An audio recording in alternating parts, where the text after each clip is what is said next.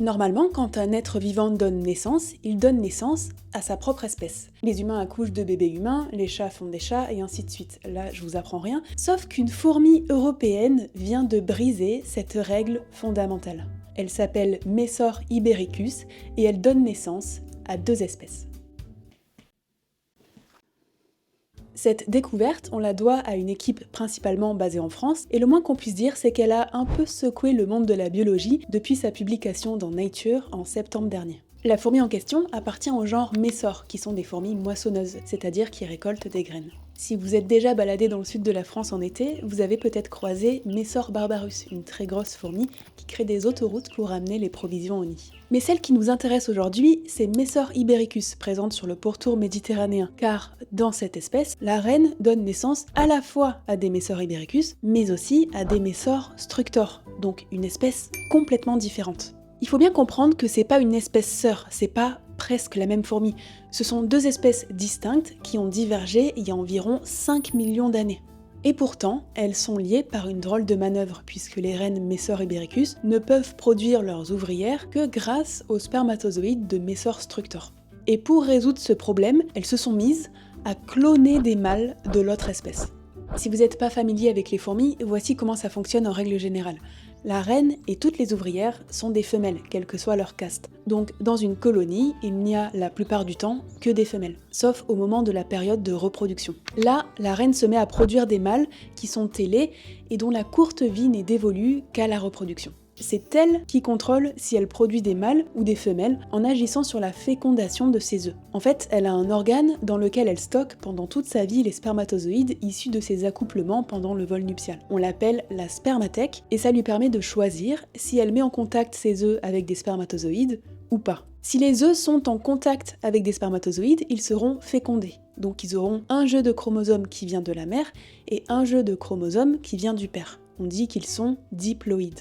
Ça, c'est la règle générale de la reproduction sexuée, c'est pareil chez nous. La moitié de notre génome vient du père et la moitié de la mère. Mais si les œufs ne sont pas en contact avec des spermatozoïdes, ils ne seront pas fécondés. Donc ils n'auront qu'un seul jeu de chromosomes, celui de la mère. On dit qu'ils sont haploïdes. Chez les fourmis, ces œufs qui ne contiennent que la moitié du matériel génétique sont quand même viables, ça a juste un impact sur le sexe. Tous les œufs diploïdes donnent des femelles et tous les œufs haploïdes donnent des mâles. Donc, si la reine veut produire des mâles, il lui suffit juste de pondre des œufs non fécondés. Voilà, ça c'est la règle générale, et donc normalement, même si un œuf n'est pas fécondé, vu que le matériel génétique qu'il contient vient uniquement de la mère, et ben le mâle qui naît est toujours de la même espèce que sa mère.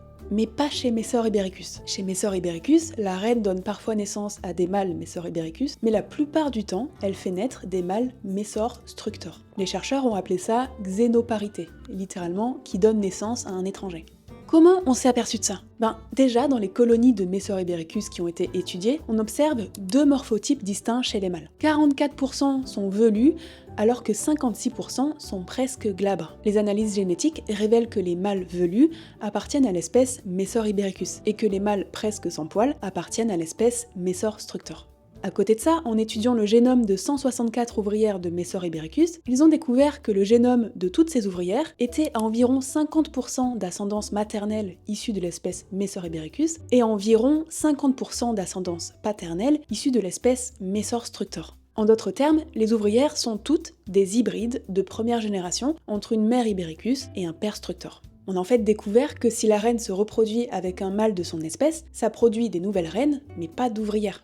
Pour produire ces ouvrières, la reine Messor ibericus doit impérativement s'hybrider avec un mâle Messor structor. Or, ça poserait pas trop de problèmes si Messor structor était présent aux mêmes endroits, mais les ouvrières hybrides sont présentes dans 69 populations méditerranéennes où l'espèce Messor structor est absente. En Sicile, on trouve ces hybrides à plus de 1000 km de la population paternelle connue la plus proche. Alors, comment les reines peuvent-elles s'hybrider dans les zones où Messor structor est absente ? Et comment une reine d'une espèce A peut produire un fils de l'espèce B qui n'a pas le même matériel génétique qu'elle ? La réponse tient en un mot, androgénèse, littéralement engendrée par un mâle. Pour donner naissance à un mâle d'une autre espèce, la reine produit un ovule et le met en contact avec les spermatozoïdes de l'autre espèce stockés dans sa spermathèque. Il y a donc fécondation, mais l'embryon reçoit uniquement le génome du spermatozoïde, soit parce que celui de la mère est éliminé après la fécondation, soit parce que l'ovule de la mère ne contenait pas de noyau, donc pas de matériel génétique. Ça s'appelle du clonage. Le fils est génétiquement identique au génome paternel, sans contribution du génome maternel. C'est comme si la mère avait cloné le père. Les cas de clonage au sein d'une même espèce de fourmi avaient déjà été découverts. Sauf qu'ici, en plus de cloner des fils à partir du génome paternel, il s'agit du clonage d'une autre espèce. Et c'est ça qui est fascinant dans cette découverte. L'avantage de ce clonage interspécifique, c'est qu'il n'y a pas besoin d'avoir le père sous la main.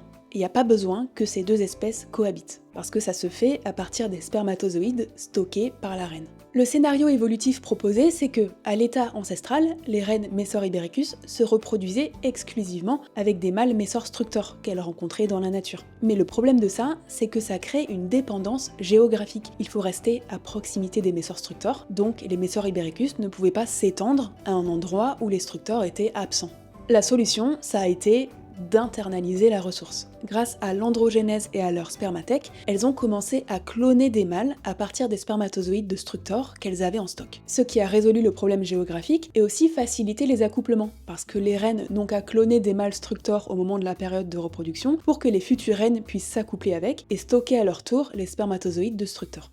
Dans cette étude, sur les 164 paires d'ouvrières analysées, 144 sont des clones et 20 sont des mâles sauvages. Donc il y a en fait coexistence entre les cas actuels et les cas ancestraux. La reproduction avec des paires sauvages existe encore localement, notamment dans les régions où les deux espèces coexistent, mais les cas actuels avec des paires clonées sont largement répandus en Europe, ce qui suggère que le fait que Messor ibericus produise et maintienne une lignée clonale de Messor structor au sein de sa propre colonie a permis son expansion géographique au-delà de l'aire naturelle de Messor structor.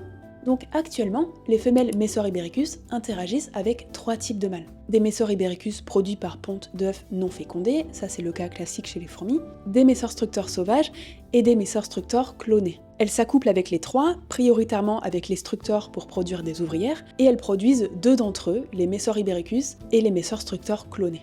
Les chercheurs comparent ça avec de la domestication, puisque Messor ibericus maintient une lignée clonale d'une autre espèce pour son propre profit. Et ça, c'est un phénomène inédit. Une fourmi européenne, en apparence peu remarquable, entretient en fait en secret sa propre lignée de clones d'une espèce rivale à partir d'une banque de spermatozoïdes pour conquérir des territoires qu'il lui était impossible d'atteindre. Si les news du monde des insectes vous intéressent, abonnez-vous pour pas rater les suivantes. Vous avez peut-être remarqué que ces vidéos ne sont pas sponsorisées, donc si vous voulez m'aider à financer ce travail, vous pouvez me soutenir sur Tipeee comme ces magnifiques personnes dont le nom s'affiche ici. Merci beaucoup et je vous dis à bientôt. Bisous!